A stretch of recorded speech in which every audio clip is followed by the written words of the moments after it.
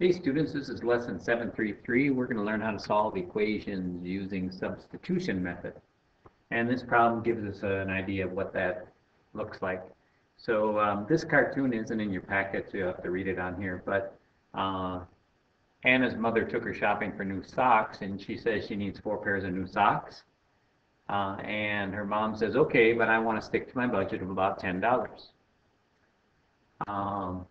But Anna, she wants the nicer designer socks, and they're at a different price. And if you look down here, it shows what the difference is.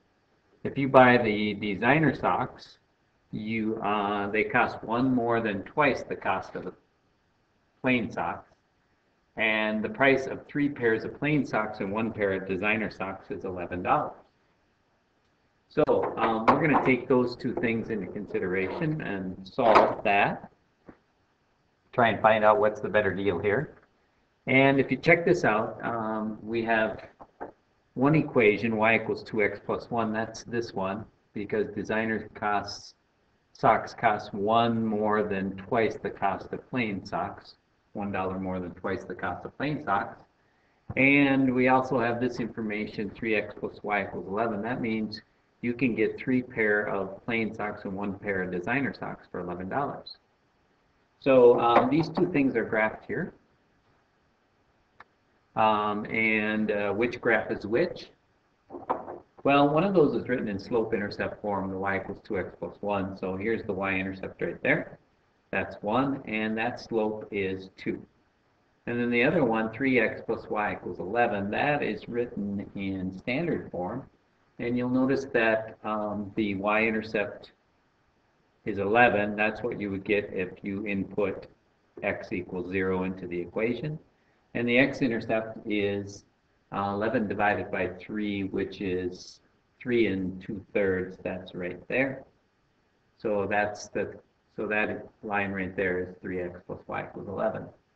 And you could solve the system by using the graph. Sometimes, though, it's hard to read a graph, so we may need a better way of solving it, and that's what we're going to learn today. But it looks like about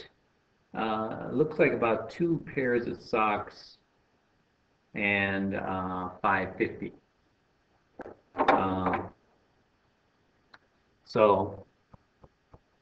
But we'll solve that using a new method called substitution, and you could follow along here.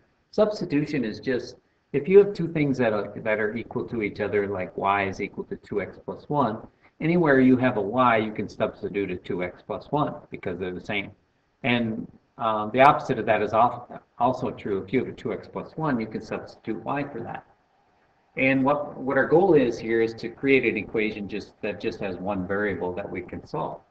So our original equation was 3x plus y equals 11. So 3x plus y equals 11. And instead of y, we're going to substitute 2x plus 1 because y is equal to that.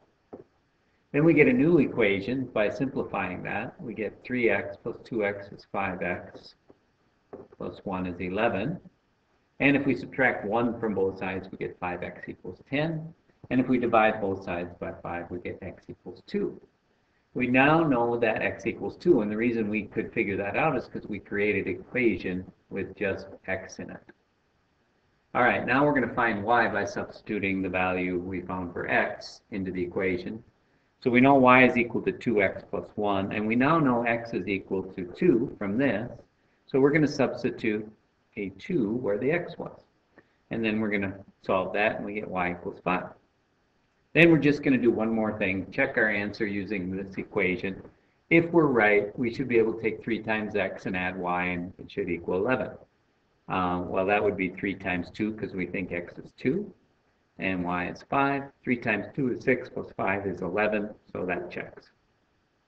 And that's how you use substitution. We'll do a couple more problems here using substitution. So the idea is to eliminate a variable by substituting in an equivalent equation. Now notice here a is equal to 3 minus b.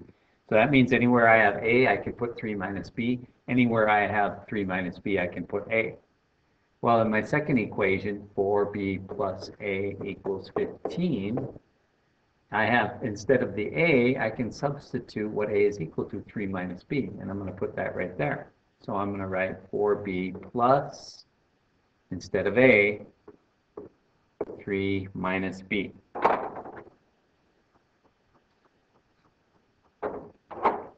And then I have an equation with just b in it. And I can just simplify that and solve for b. 4b minus b is 3b. Plus 3 is equal to 15. Subtract 3 from both sides and I get b is equal to 12. Divide 12 by 3 and I get b is equal to 4. Okay, now that I know b is 4, and I know a equals 3 minus b, I can just substitute 4 for that b, and I get a is equal to 3 minus 4, which is -1. And then the last thing I want to do is just check that. I'm going to do 4b plus a, make sure it's equal to 15. My b is 4, so that would be 4 times 4, and my a is -1. And 4 times 4 is 16, plus -1 is equal to 15. That checks. All right? Why don't you pause here and see if you can, I'll do this one with you, but see if you can figure out how to substitute 2 minus y for x to create an equation with just y. And if you pause right now, you can try that and then check back for your answer. All right, so we have 8y plus x is equal to 16. And we know this x is equal to 2 minus y. So we're going to put 8y plus 2 minus y.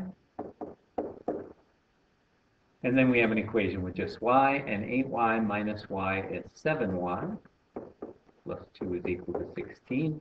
Subtract 2 from both sides, and we get 7y is equal to 14. Divide 14 by 7, and we get y is equal to 2. Now that we know y is equal to 2, we can just subtract that 2 from 2 using this. 2 minus y is equal to x. So we substituted 2 for y, and we get x is equal to 0. So my solutions are x equals 0, y equals 2. Just check that. If that's true, then it should work here also. 8y plus x is equal to 16. Y is 2, so we'll put that here. 8 times 2. X is 0, put that there. And we hope that's equal to 16. And 8 times 2 is 16, plus 0 is 16, and so that is true. All right, so that's how you solve using substitution. I'm going to, I'll do one more with you, and then the rest we can do in class. So Evan suggested solving equation 1 by substituting 3 minus b for a in the first equation. That's an interesting question there. So what he's saying is for this system right here, he's suggesting take 3 minus b and substitute it for a in the first equation, not the second equation. And just quickly show you what would happen if we went and did that. So he's saying put 3 minus b, since a is equal to that, in for this a.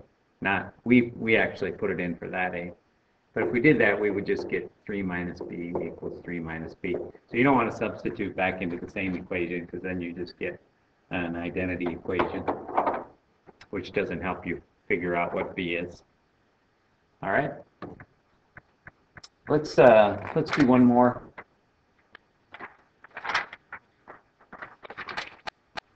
I'll pick one from your homework to do right here, number 1. We're going to use substitution. And notice that y is equal to 6x minus 11. And we have y right here in the equation. So we're going to use the second equation, and instead of y, I'm going to put a parenthesis there. And I'm going to substitute 6x minus 11 for that y. And that gives me an equation with just an x in it. And we're going to have to distribute here.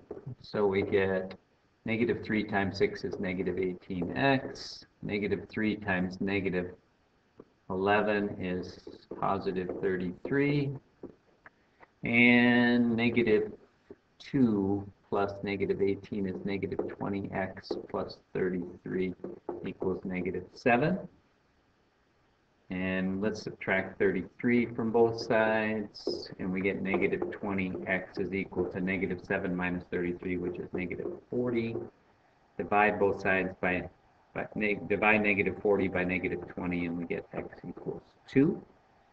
Once we know that, then we can use this equation. Y is equal to 6 times x minus 11. Figure out what y is. We know x is 2, so we're going to put that there.